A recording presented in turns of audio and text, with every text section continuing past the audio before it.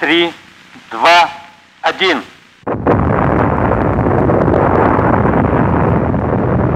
In 1949, the Soviet Union explodes its first atom bomb. But was the design stolen from American nuclear secrets? The answer would emerge only after the Cold War ended, when archives like this one in Moscow began to open to scholars. I was nervous because here was this massive, untapped resource. I was the first American, as far as I knew, and certainly one of the first Westerners to be in this archive. When historians Harvey Clare and John Haynes examined the top secret documents, they were startled. Unidentified code names. Buried in the files were lists of names of U.S. government employees from World War II. I recognized many of the names that were handwritten. Charles Kramer, Victor Perlow, Judy Copland. All had been accused of being Soviet spies. The charges never stuck, but were they true? It would take 3 more years for Clare and Haynes to learn the answer.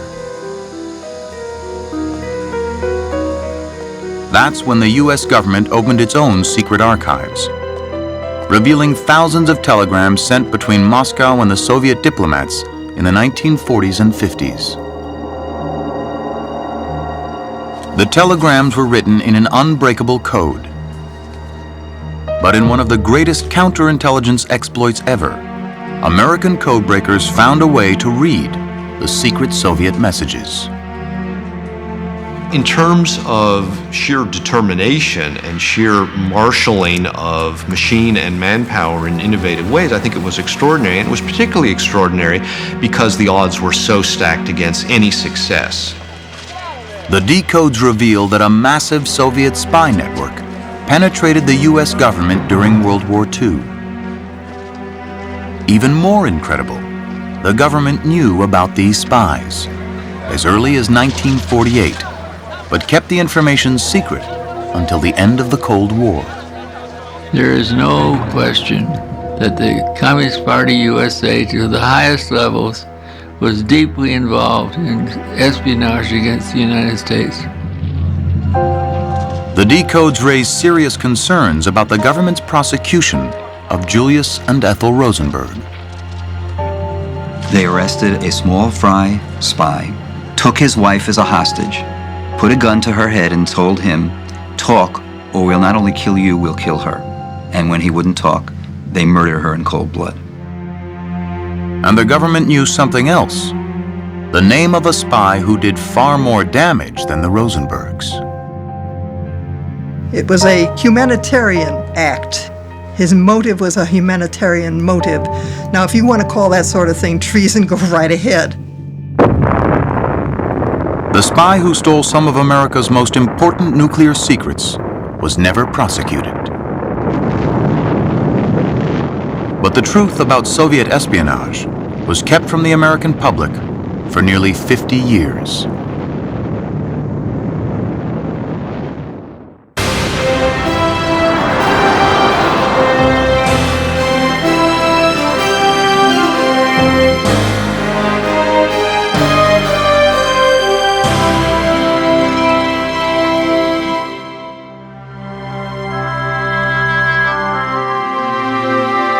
Major funding for NOVA is provided by the Park Foundation, dedicated to education and quality television. Science. It's given us the framework to help make wireless communications clear. Sprint PCS is proud to support NOVA. This program is funded in part by the Northwestern Mutual Foundation. Some people already know Northwestern Mutual can help plan for your children's education. Are you there yet? Northwestern Mutual Financial Network. And by the Corporation for Public Broadcasting, and by contributions to your PBS station from viewers like you. Thank you.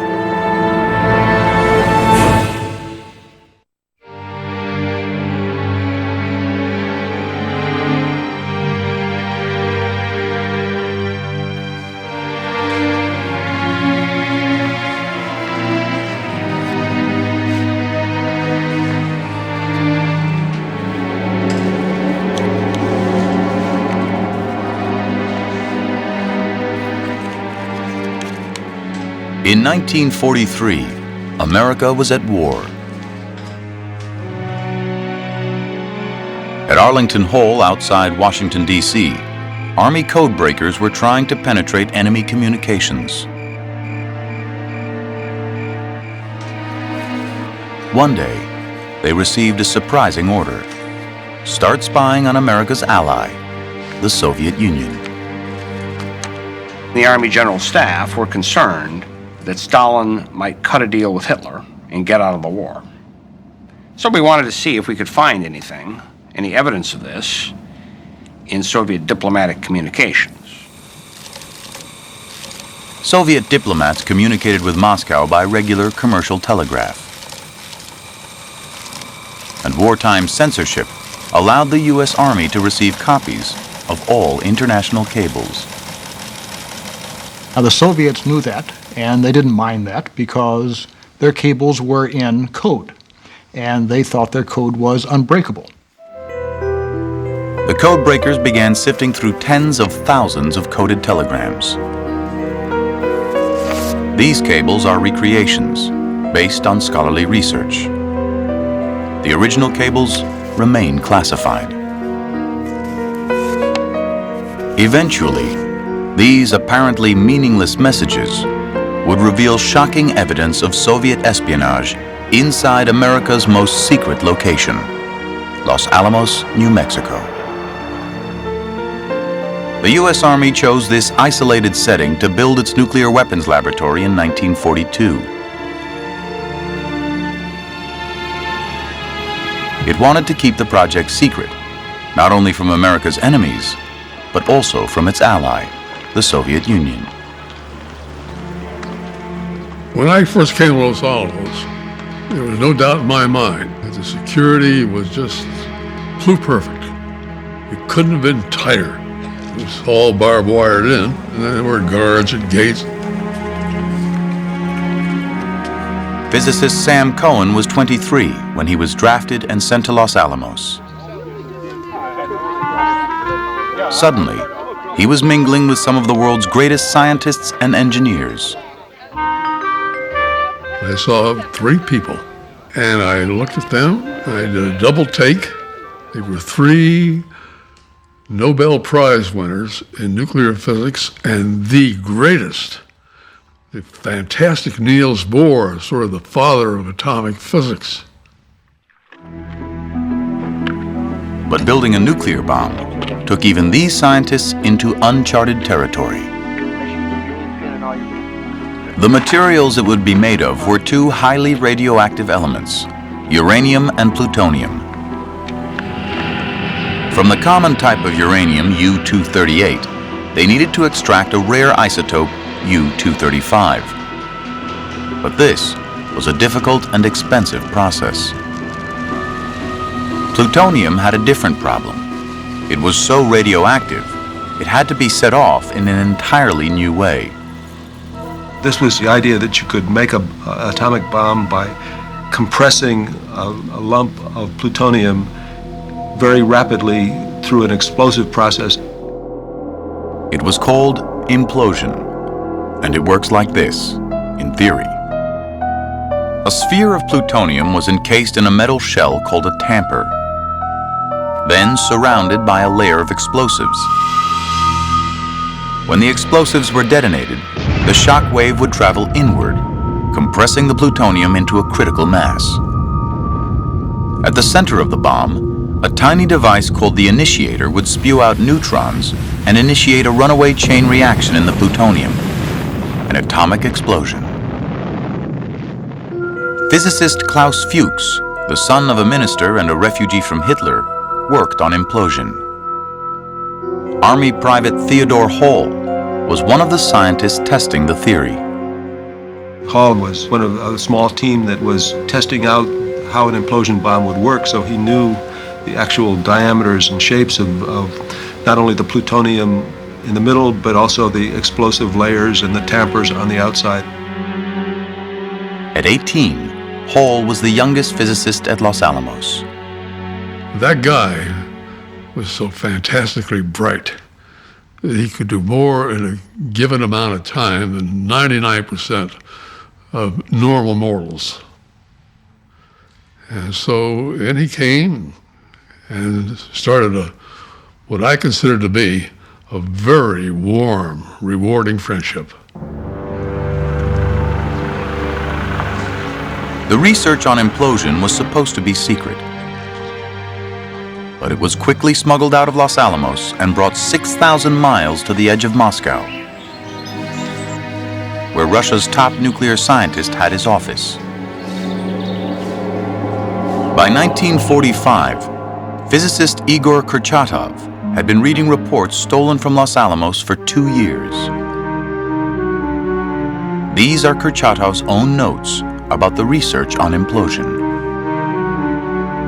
Implosion was such a new idea that there wasn't even a word for it in Russian. Kurchatov ordered Soviet scientists to start experiments on implosion immediately. 4 months after Kurchatov read the KGB report, the atom bomb was tested at Alamogordo, New Mexico.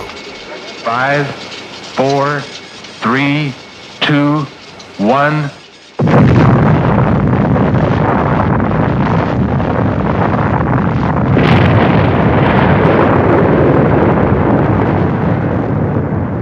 The principle of implosion worked.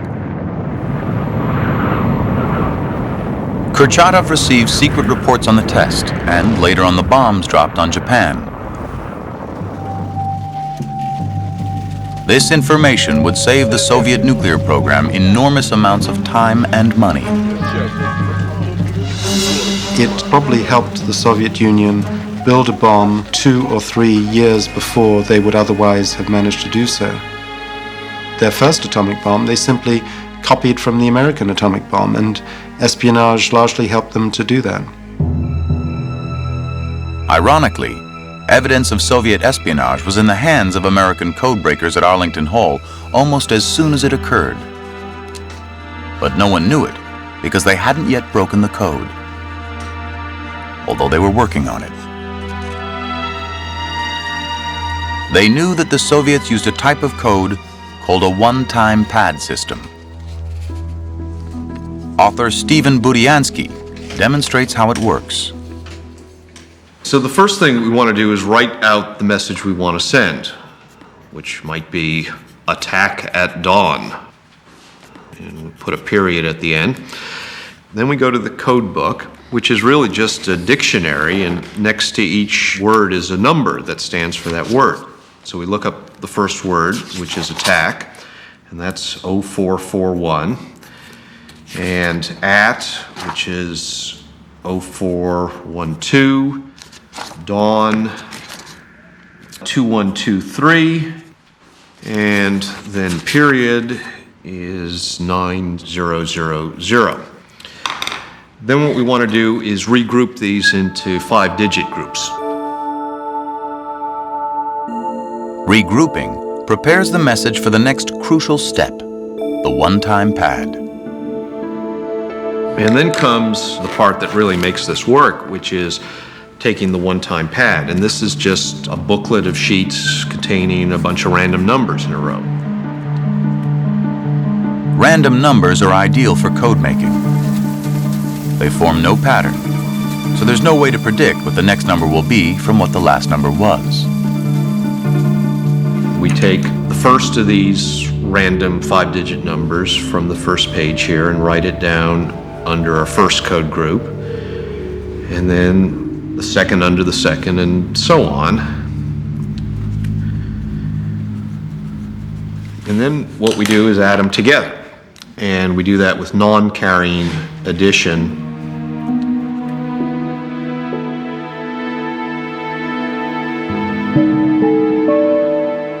17642 and 00425. The original message has now become a string of random numbers. Then the Soviets took one more step. Using a chart provided by the telegraph companies, they converted the numbers to letters. It had nothing to do with secrecy. It was to save money. Telegraph companies charged less to send letters than to send numbers.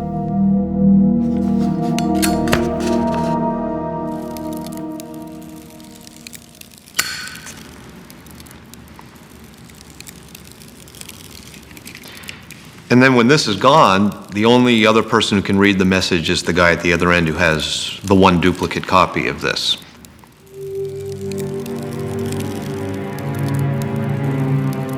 A one-time pad system cannot be broken. It's the perfect code.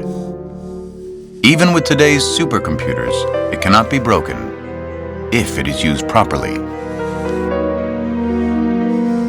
So the code breakers tried to imagine what mistakes the Soviets might have made. The only way that it would be conceivable that you could break these messages was if the Soviets had made a mistake and reused one-time pad sheets for more than one message. The code breakers began to hunt through thousands of messages. They were looking for pairs of messages that had matching sequences of letters in 2 or more places. The more of these matches they found, the more likely it was that the same sheets of one-time pad had been reused. So they began to look for messages that had these double matches. It was an incredible long shot, and I think the real challenge was convincing yourself that it was worth spending any effort at all. Today, digital computers could do the work in a few hours. But at the time, punch cards were the fastest technology available. The operator punched in each message, converting it from letters back into numbers, using the standard telegraph table. Each card held 5 number groups and a message identification number. Then the cards were sorted.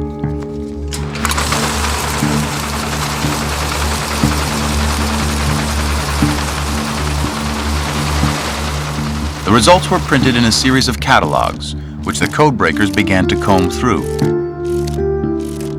If they found one match between messages, they would look for another match in the same messages. Eventually, they found 7 pairs of messages, sharing the same number groups in the same 2 places. This was the break they'd been looking for.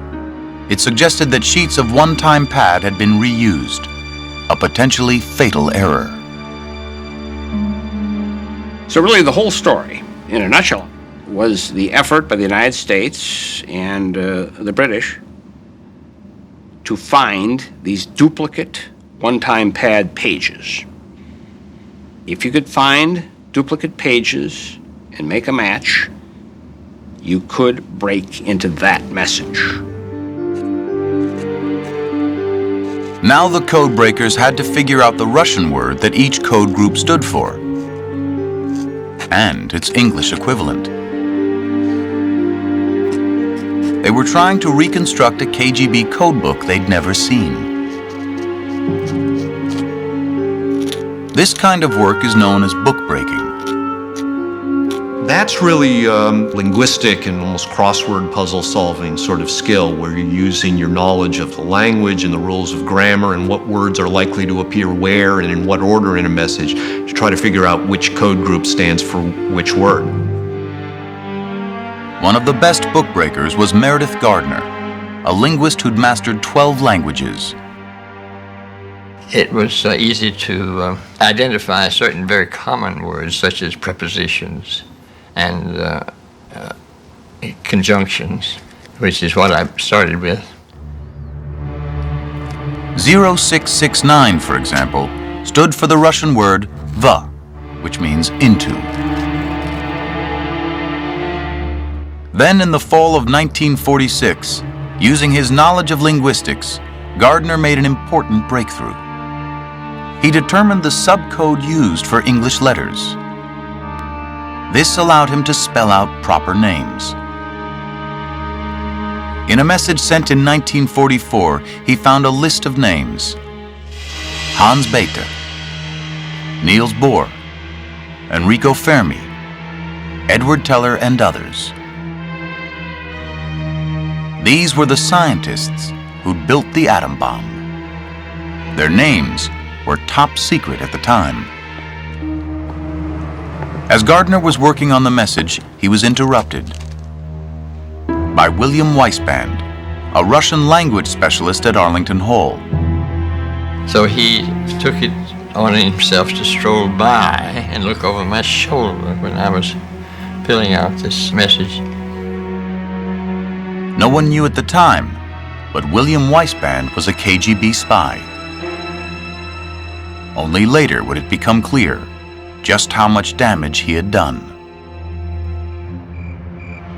Arlington Hall was stunned to find evidence of atomic espionage in the telegrams. It was time to call in the FBI. Agent Robert Lamphere was assigned to the case, and in the fall of 1948, he began to work with Gardner. Mr. Gardner would give him new decrypts of Russian spy messages, and Bob Lamphere in turn would give Meredith results of FBI investigations. The collaboration quickly paid off. With Lamphere's information, Gardner could decipher more code groups and translate larger sections of some messages. He broke into cables about a spy with the cover name Rest. Rest had given the KGB a special report on the separation of the isotopes of uranium. Later, under the cover name Charles, he passed on other atomic secrets. Lamphere learned from Los Alamos that the stolen uranium report had been written by Klaus Fuchs, the physicist who'd helped refine the theory of implosion. Then, as Lamphere continued his investigation, the stakes suddenly rose enormously. 3, 2, 1.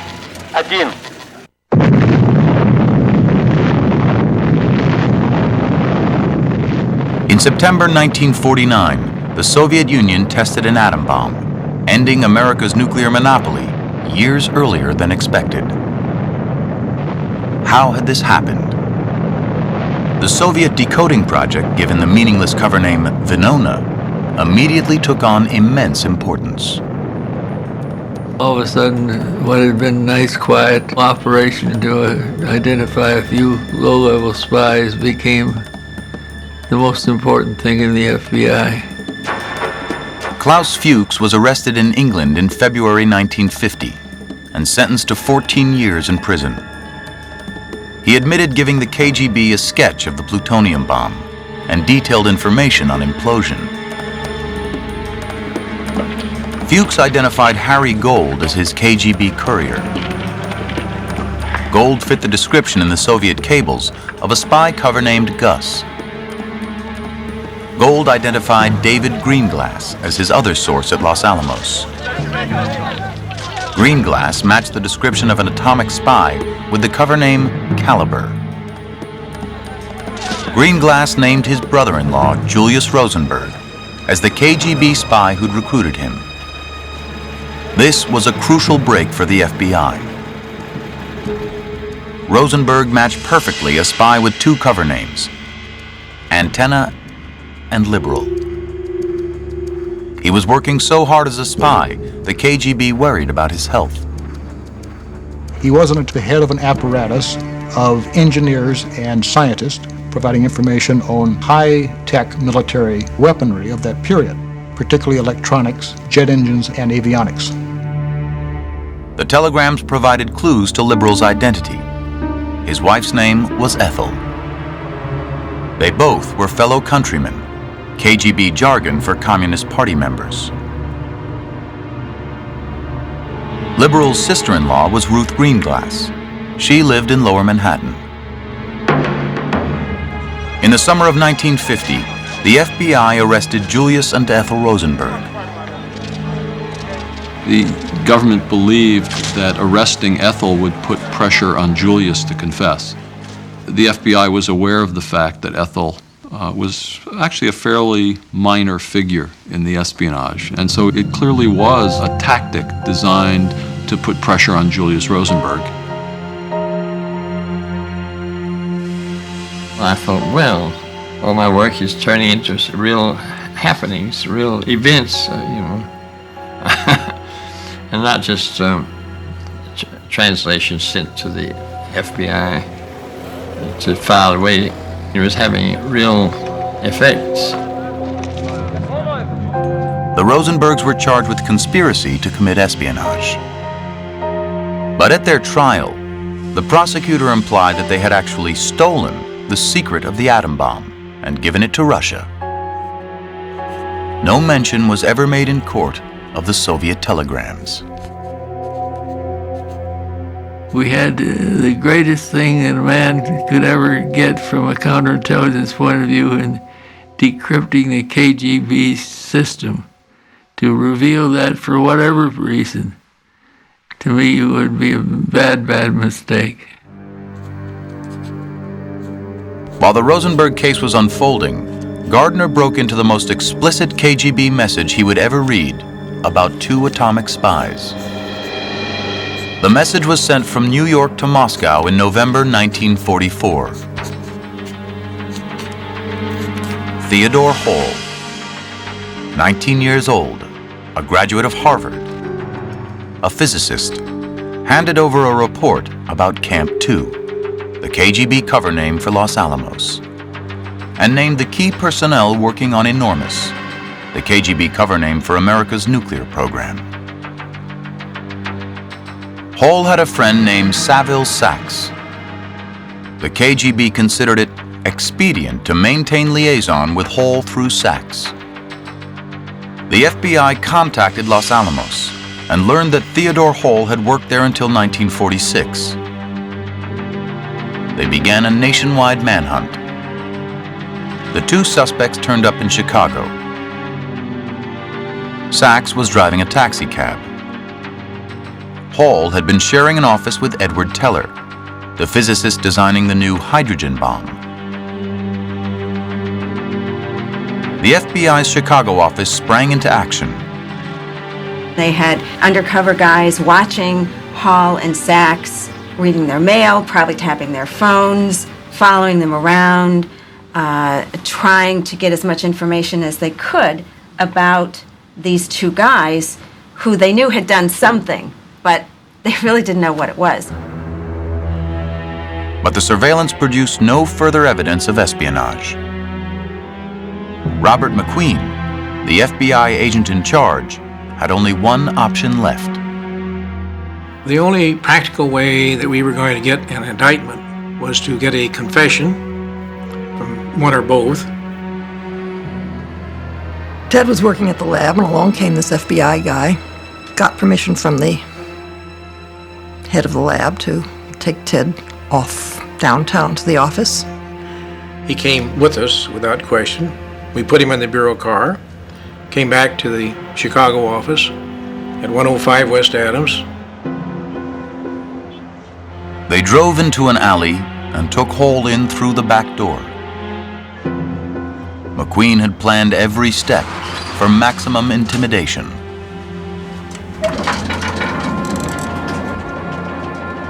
Hall did not know that Sachs had already been picked up and was in a room upstairs. McQueen put Hall in another room. I didn't know anything about it until about the time he normally would have got home from the lab, say 6 o'clock, when he phoned and said in a rather strained voice, "I've been detained." And I kind of intuited right away what was going on. We had advised him of his rights, of course, and then when we explained to him that our reason for interviewing him was espionage, he agreed to answer our questions. The questions were based on Gardner's decodes. McQueen asked Hall if he had met Sachs in New York in 1944 and handed atomic secrets to the KGB.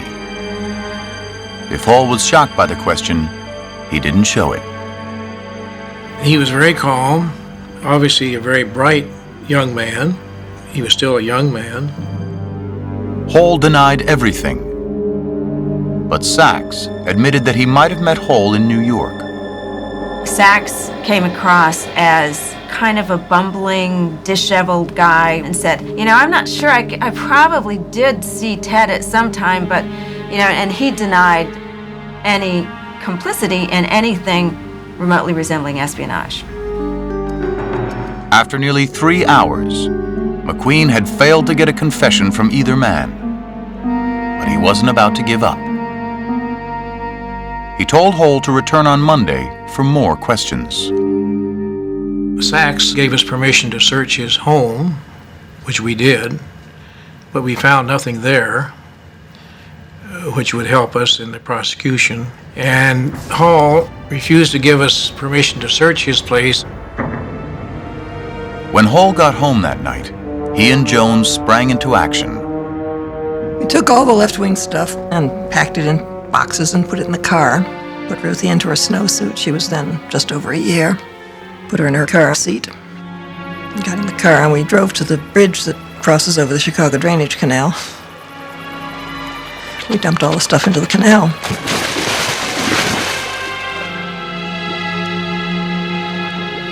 When Hall left for the FBI office on Monday morning, Joan worried that he'd end up in jail.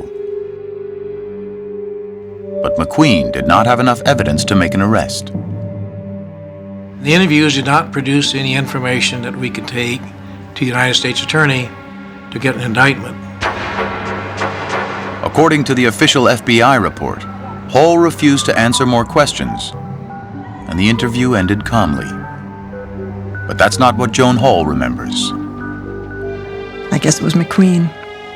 Said, "We're going to lock you up right now."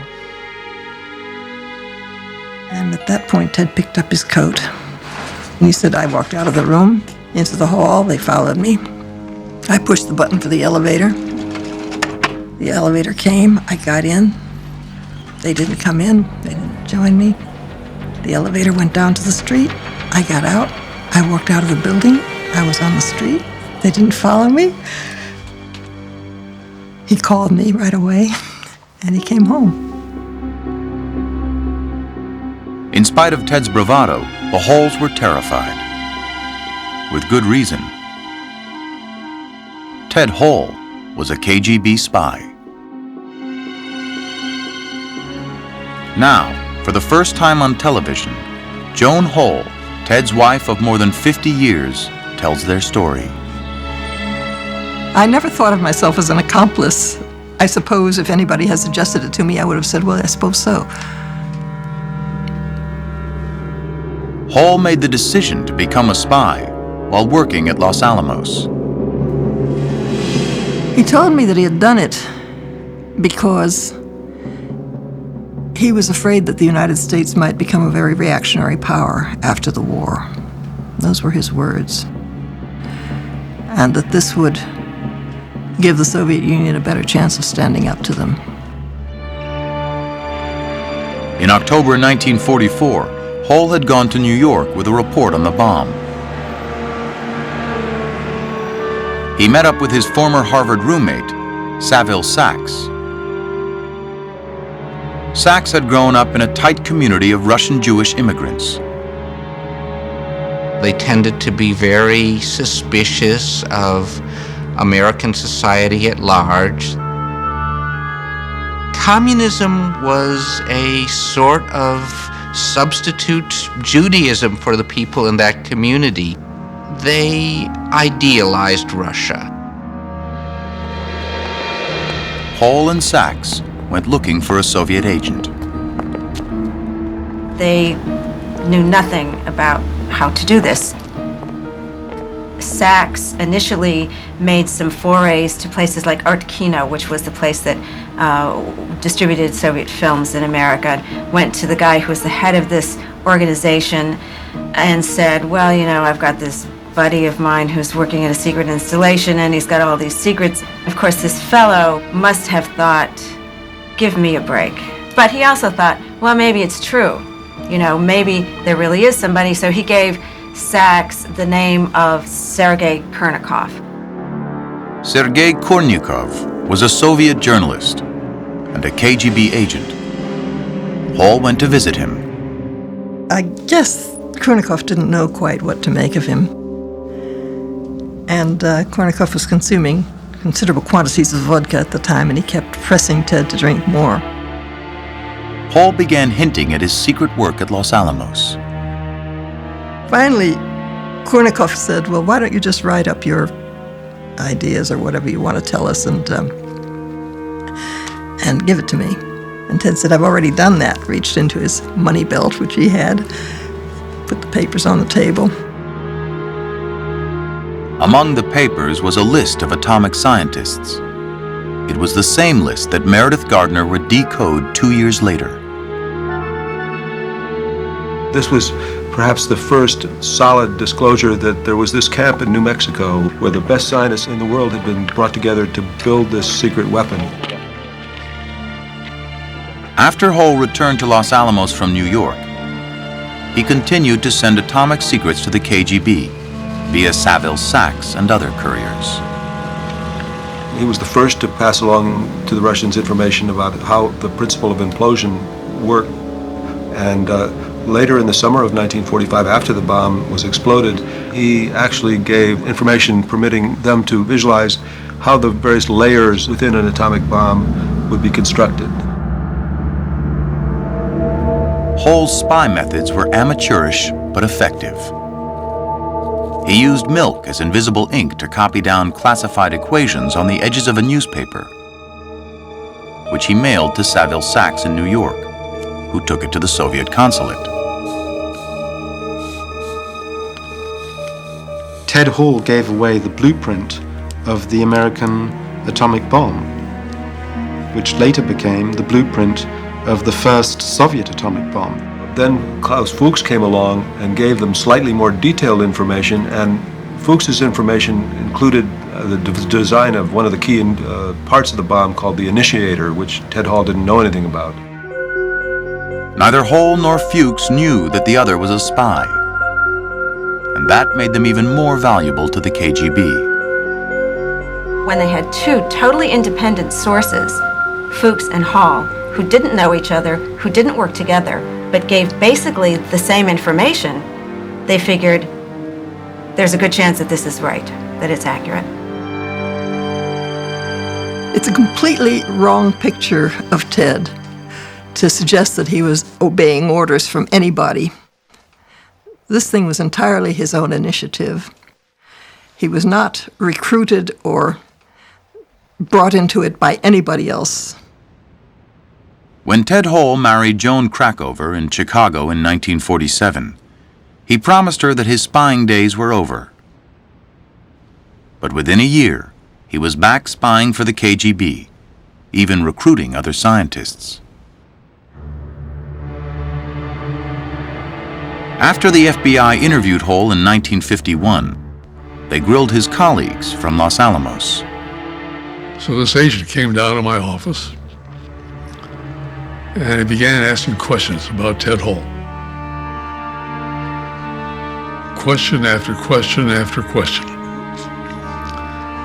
And well, what kind of a guy was he? Well, answer, kind of a curious duck. It didn't occur to me that Ted might be a spy.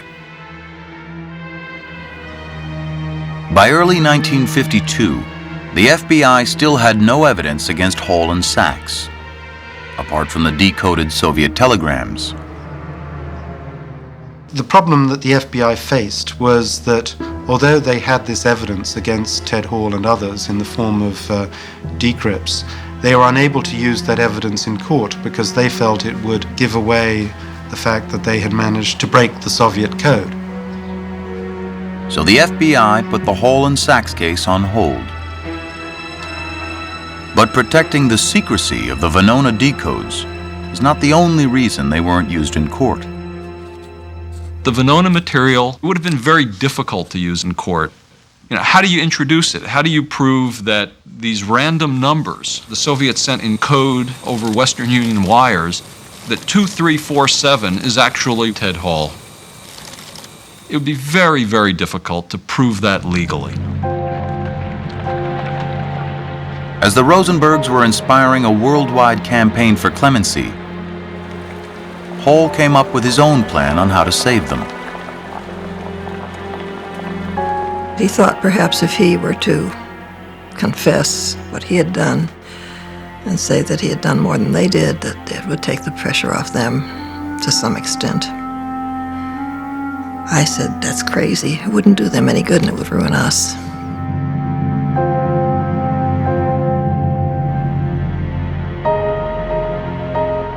Julius and Ethel Rosenberg were executed in the electric chair at Sing Sing Prison on June 19, 1953.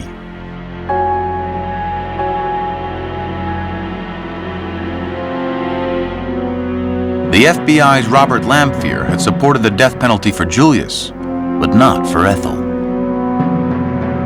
I wrote the memorandum for J. Edgar Hoover's signature, in which I opposed the execution of Ethel on two grounds. One, that the amount of evidence that had been produced at the trial was not sufficient to require her being executed, and secondly, she was the mother of two small children.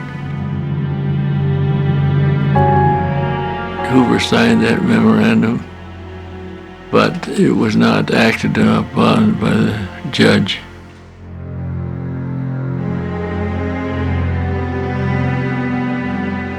Because the Soviet cables had been kept out of court, neither judge nor jury had gotten to read Gardner's decode of a KGB message which indicated that Ethel was not a spy like Julius. She knows about her husband's work, it says. In view of her delicate health, does not work. As Gardner reported, the word work was KGB jargon for espionage, which would explain why Ethel was never given a cover name. They murder her in cold blood. When the United States admits that, then I'll be more than willing to admit that maybe Venona has identified something of my father's involvement in some kind of activity with the KGB. If the Venona material had been made public at the time that the Rosenbergs were tried and convicted, it's very unlikely they would have gotten the death penalty. If the American public had known about Ted Hall's activities at the time the Rosenbergs were tried and convicted, it's impossible to believe that the judge would have called them the central figures in the theft of the atomic bomb. Clearly, if you're going to provide a candidate for that description, it was probably Ted Hall and Klaus Fuchs. According to Joan Hole, her husband stopped spying a few months later. By 1965, when this photo was taken, the family had moved to England, where Hall went on to a distinguished career in biophysics. Saville Sachs, Ted Hall's KGB courier, had a far more difficult time. His son remembers a strange family visit to the movies. Just as the movie was about to start, the movie was My Fair Lady, my father said, I just had a terrible thought. What if an atomic bomb were suddenly to fall on Chicago right now, and all these people would be locked together in this movie theater? Pretty soon, there would be cannibalism. I wonder who would get eaten first. And then the movie began, and I looked over to him, and he seemed to be lost in a kind of reverie. But I'm pretty sure that a lot of it was guilt and fear about the espionage that he had done. After all, the bomb that he had passed to them, should it be used, would have been used on us. Saville Sachs died in 1980. In 1997, 2 years before Ted Hall died from cancer, he defended his actions at Los Alamos to a visiting scholar.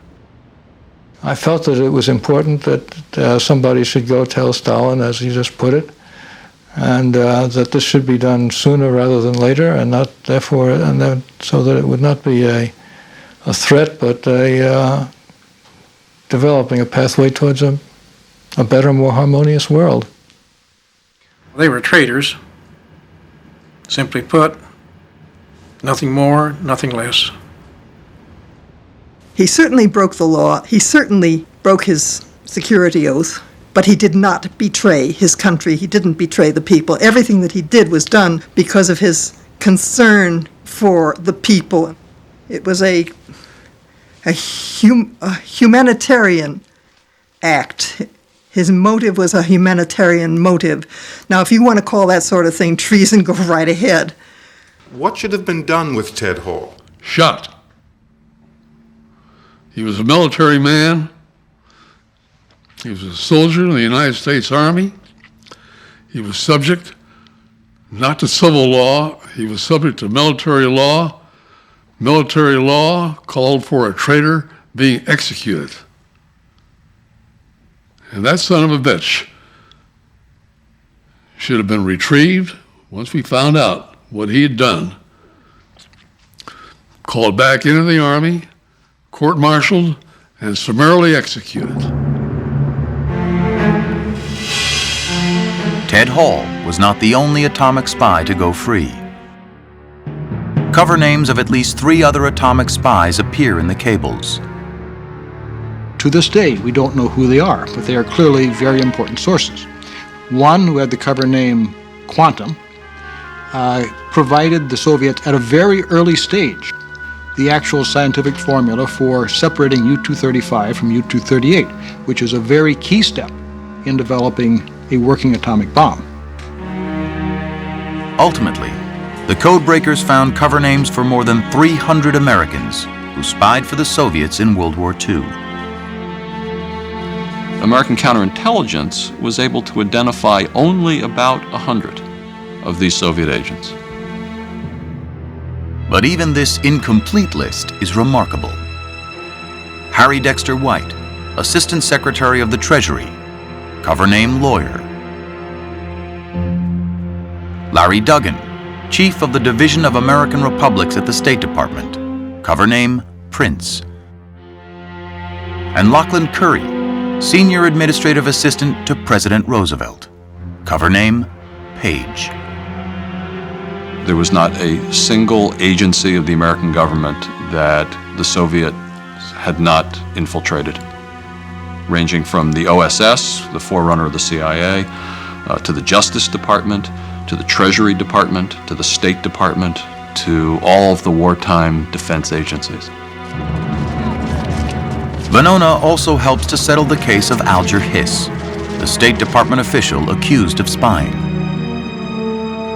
There's one Venona message about an agent codenamed Ailes, and the message gives certain details about Ailes, and those details fit Alger Hiss and nobody else. And the FBI believed that Ailes was Alger Hiss, and material that has emerged from Russian archives in the last decade, I think, makes it absolutely clear that Alger Hiss was a Soviet agent. The cables also helped to uncover 3 KGB agents working at high levels in the British government. Donald McLean, Guy Burgess, and Kim Philby. All 3 escaped arrest by fleeing to Moscow. I have in my hand a document which I've never used before. Ironically, there is no evidence that Senator Joseph McCarthy, who smeared hundreds of innocent people as Soviet spies, ever heard of the Venona project. If he had any notion that we were reading Soviet intelligence traffic, he would have made it public.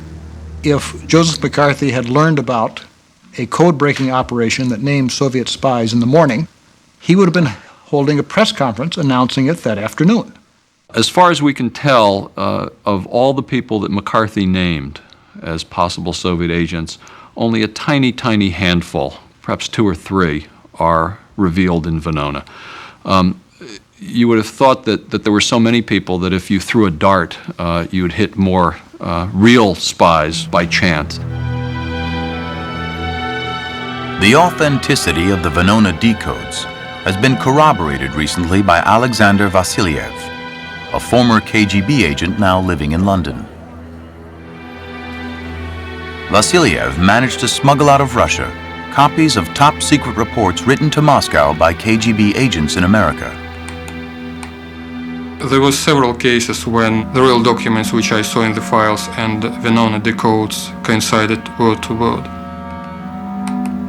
According to Vasiliev, this is the actual text of a report to the KGB by Julius Rosenberg. He and Ethel asked Ruth Greenglass to convince her husband David to spy at Los Alamos. The Rosenbergs, Theodore Hall, and Elcherhis did spy for the Soviets, and I saw their real names in the documents, their code names, a lot of documents about them. How you judge them, it's up to you. To me, they're heroes. The Venona project lasted until 1980. Only those messages that reused sheets of one-time pad could be read, less than 1% of the total. No messages sent after 1948 could be broken. That's because the code breakers had been betrayed by one of their own.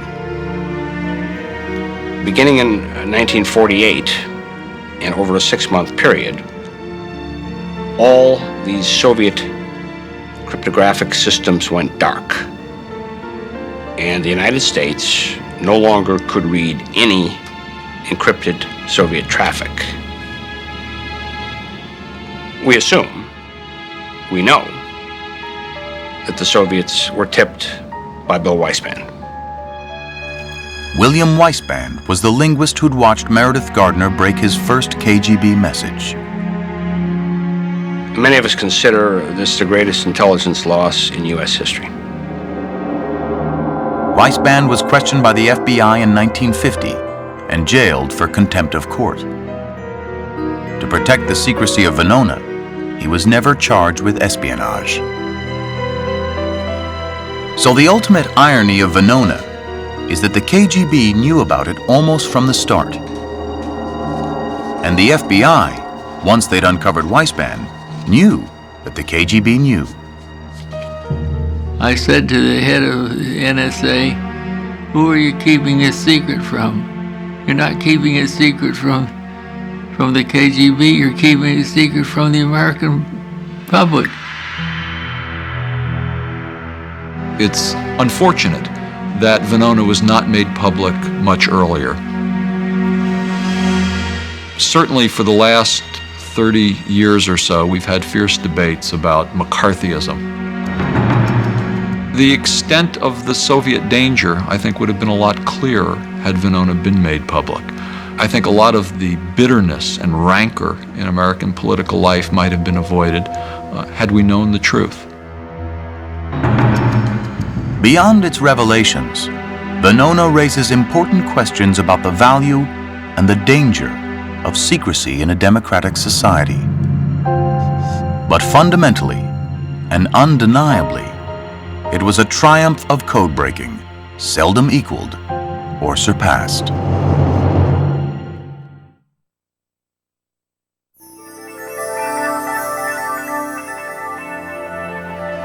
On Nova's website, hear from family members of Americans accused of spying for the Soviets, including Julius Rosenberg and Ted Hall, and find out what it was like to live with a loved one who led a double life on pbs.org or America Online keyword PBS.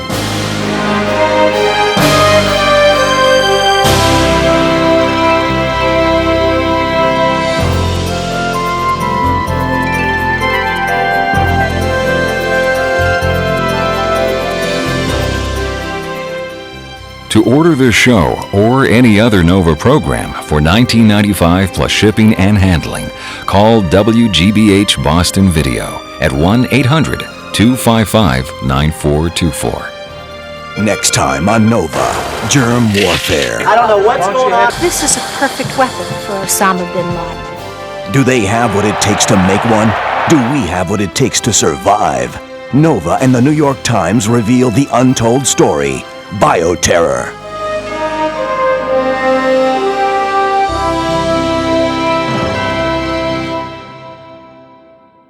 Nova is a production of WGBH Boston.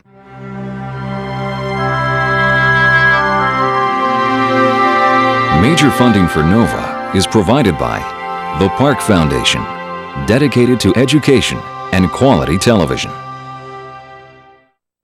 This program is funded in part by the Northwestern Mutual Foundation. Some people already know Northwestern Mutual can help plan for your children's education. Are you there yet? Northwestern Mutual Financial Network. Science. It's given us the framework to help make wireless communications clear. Sprint PCS is proud to support Nova. And by the Corporation for Public Broadcasting, and by contributions to your PBS station from viewers like you. Thank you.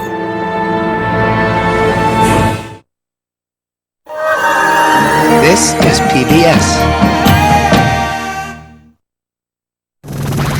Trying to fight about now. Funk soul brother, check it out now. Funk soul brother. Science, exploration, understanding. You can never put the genie back in the bottle. It's a radical finding. Blah, blah, blah, blah, blah, blah, blah, blah, blah, blah, blah, blah, blah, blah, blah, blah.